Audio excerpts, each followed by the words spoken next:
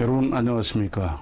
여러분께서 그렇게 기다리시던 일본의 고도 선생, 고도가 우이문 다카시마 카에몬 선생의 고도 역단 주역점 책이 드디어 나왔습니다.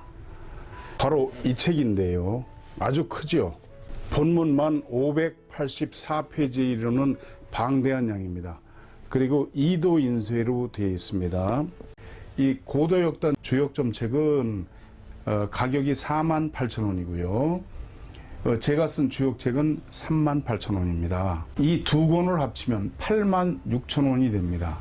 그런데 지금 이 세트를 함께 구매하시면 이런 혜택을 드립니다. 86,000원을 75,000원으로 할인해 드리고 월간 역학 1개월분 한 권 12,000원입니다. 그거를 서비스로 드립니다. 그러니까 얼마가 됩니까? 원래는 98,000원어치가 되는 거죠. 그걸 75,000원만 내시면 됩니다. 하나은행 저희 전화번호하고 같습니다. 02-2264-0258 끝에 1004만 붙이시면 됩니다. 거기로 75,000원 입금하시고 02-2264-0258로 전화하셔서 주소 성함 불러주시면 저희가 이 책 두 권하고 월간 역학 한 권하고 해서 즉시 택배로 보내드리겠습니다. 많이 신청해 주시기 바랍니다. 10번째 화택규입니다. 초효죠. 친구인 모씨가 찾아와 운기를 점추고 싶다 해서 규의 초효를 얻었다. 규께는 불의 성질은 위로 상승하고 택, 연몰의 성질은 아래로 내려가니 서로 간에 정이 맞잖아 규라고 한 것이다. 규는 등을 지고 있는 사람에게 비유해도 같은 것이다. 지금 초효를 얻었는데 사효와 상하는 위치에 있어 서로가 같은 양이기 때문에 뜻이 맞지 않는 사람과 교제하고 있는 것과 같다. 그렇죠? 초효는 사효하고 양효로서 응효를 못하죠. 귀하는 높은 자리에 있는 사람과 교제하는 것 같은데 그 사람과 귀하는 지향하는 바가 많이 다른데도 규이때이기 때문에 서로가 터놓고 인눈하는 친구는 아니라도 꺼리지 않고 교제하는 것이다. 육사는 위치는 높으나 도량은 좁고 사려도 깊지 못하기 때문에 때론 귀하의 의견을 듣는 일도 있지만 필요 없는 때에는 소원하여 찾아오는 일이 없다. 이것은 육사 고유의 성질이니 마음 쓸 것은 없지만 그는 근심 있는 일이 있으면 맞으러 가지 않아도 찾아올 것이다. 이것을 그렇죠. 회망, 예? 상마물축, 말을 찾지 말라, 잃어버리는 말을 찾지 말라 하는 거죠.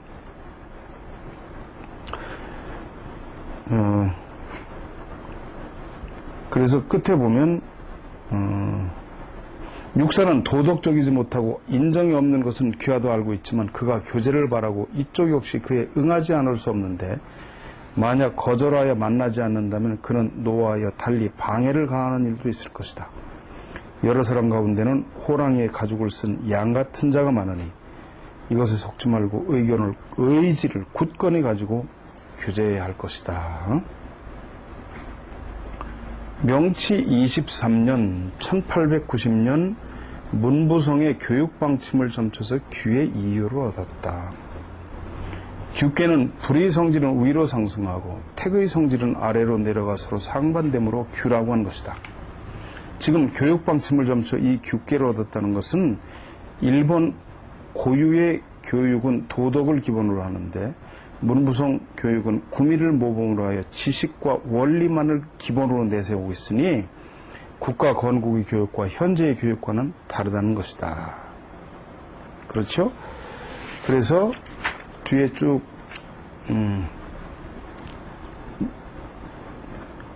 넘어가면 그래서 명치 23년 10월 18일 사년 총리 대신을 접견하여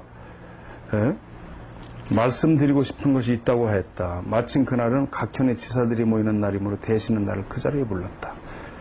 그곳에서 나는 도덕의 본원이라는 주제로 연설하였다. 좌중의 사람들은 물론 대신도 귀 기울여 경청하였다. 연설이 끝나자 대신은 잠시 아무 말 없이 있다가 선생의 논지는 하나같이 전부 시세에 적합하여 실로 감탄하지 않을 수 없습니다.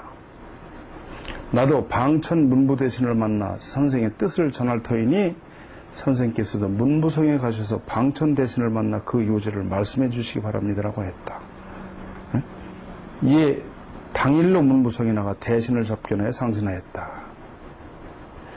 그 후 같은 달 30일 산천 방천 두 대신을 궁중에 불러 교육 치거를 하달하였던 것이다. 그러니까 이 사람이 얼마나 참 뛰어나고 정계에도 영향력이 있었는지를 알 수 있는 거죠. 그 다음에 이제 3회를 보시면 어느 날 동경에 사는 친구가 찾아와서 전부터 알고 지내는 모 고관으로부터 어떤 일을 의뢰받았는데 이 일의 기록 여부를 점치고 싶다 해서 귀에 3회를 얻었다. 규께는 이쪽의 성질은 태기 성질은 내려가고 저쪽은 불을 위로 올라가는 것이니 부탁한 자와 부탁받는 자의 의견이 크게 어긋나는 상이다. 규는 두 사람이 상반된다고 하는 의미지만 남자와 여자의 경우는 신체는 달라도 마음은 통하기 때문에 단전에 그죠? 규, 화, 동, 이상, 택동이야. 응? 남녀, 규, 이, 기지통이야. 남녀는 서로 다르지만 그 기는 통한다라고 하는 것이죠. 쭉 내려가시면 이 일에 관해서 귀하는 고관으로부터 견책당하여 면목을 잃음과 동시에 사제를 손해보고 그 과실을 보상하게 될 것이다. 이것을 그렇죠. 여기 보시면 기인 천차의 그 사람이 코를 베인다라고 하는 것이에요. 한 번 부탁으로 이렇게 혼란을 일으키는 이것을 무초유종이지요. 처음은 없고 끝만 있다라고 하는 것. 따라서 귀하는 이 부탁을 절대 승낙해서는 안 된다. 모씨는 역점을 좀처럼 믿지 못하여 나의 점단에 따르지 않았고 결국은 이 점서에 있는 것처럼 혼란을 일으키고 크게 후회했다. 그래도 다행히 이 점의 의미를 미리 알았기 때문에 특별한 문제를 만들지 않고 해결할 수 있었다고 하더라. 사효죠. 명치 2년 2월 30일 해군성의 증기선 비룡환을 빌려 중국쌀, 남경쌀이죠. 옛날부터 그 일본엔 쌀이 부족했어요. 중국쌀을 적재하여 남부 궁고로 향해 출범하였다. 승선에 앞서 규의 사유를 얻었다. 나는 일이 있을 때마다 스스로의 마음가짐을 위해 점수하는데 이 효사 중에 무구라고 하는 것을 믿고 다른 것은 아무것도 마음에 두지 않았다. 그런데 평소 늘 바삐 지내다가 갑자기 한가해지니 다른 세계에 있는 것 같은 기분이 되어 아련한 옛날 일들이 떠오르기 시작했다. 참 재밌는 일화예요. 그중 과거 남부에서 아버지와 함께 철광산에 일을 할 때 궁고의 아파옥이라는 술집에 스에라는 기녀와 친했던 일이 생각났다. 그래서 궁고에 도착하면 오랜만에 그녀를 만나보리라 생각했다. 생각이 거기에 미치자 빠른 전기선의 속도도 느린 것만 같았다.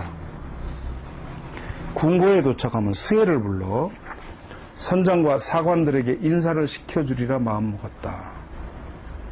고도는 이런 궁벽한 곳에도 이렇게 아리따운 여인이 있었냐면 놀라리라. 선장과 사관의 얼굴을 보면서 혼자 그런 생각을 하니 그 놀랄 표정이 상상되어 웃음이 그치질 않고 밤에도 잠을 이룰 수가 없었다. 마침내 1월 30일 10시경 궁고에 도착했다. 그중 아는 얼굴이 2명 있어 오랜만에 정을 나눈 후 곧 근강옥에 숙소를 정하게 하고 아파옥의 스에는 무고한지 묻고 내가 왔다는 것을 즉시 알리고 근강옥으로 불러달라고 부탁했다. 그리고 선장을 비롯한 사관 10여 명과 함께 숙소에 도착하여 기생들이죠.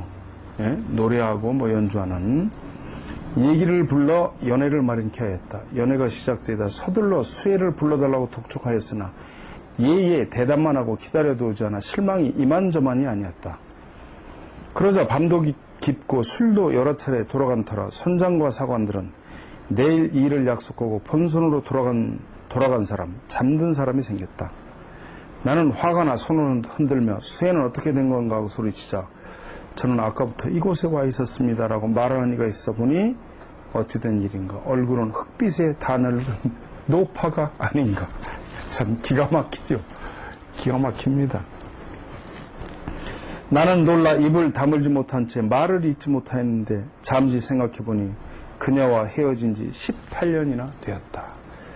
그런데도 나는 그 옛날 칠보단장한 아름다운 모습을 볼 수 있으리라 생각했으니 만남이 이렇게 실현되니 그녀는 마치 오래된 절간에 초췌한 노인네 같았다.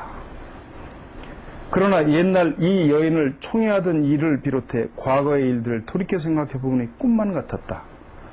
이별을 어떻게 살았는지 물으니 눈물을 흘리면서 천연들어라 몰골이 이렇게 되었으니 돌봐줄 사람이 없어 막노동을 하면서 근근히 살아가고 있다고 하는 것이 아닌가.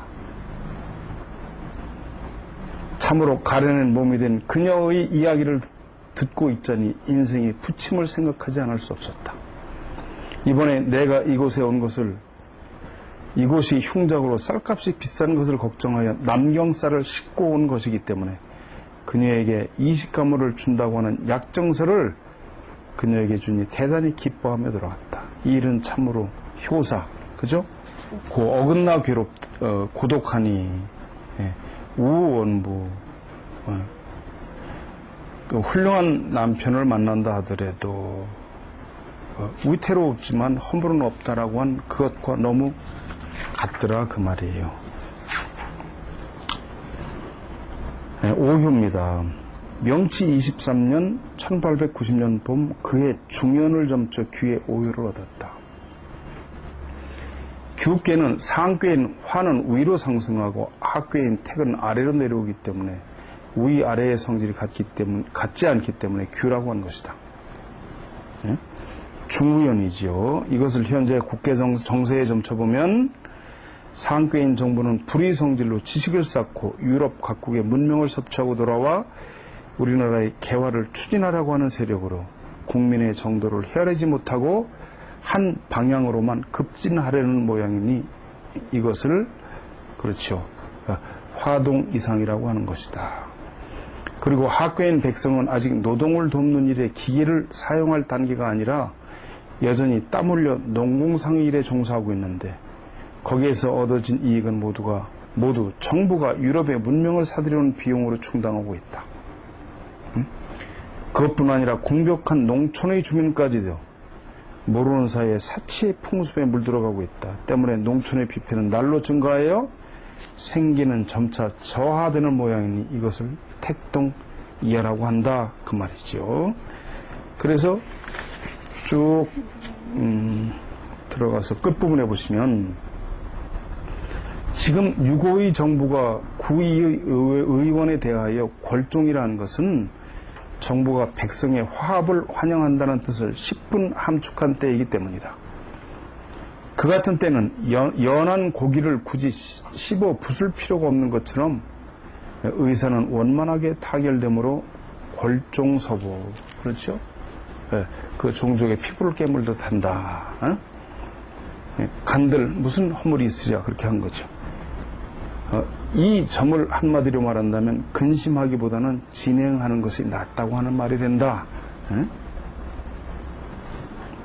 상효입니다.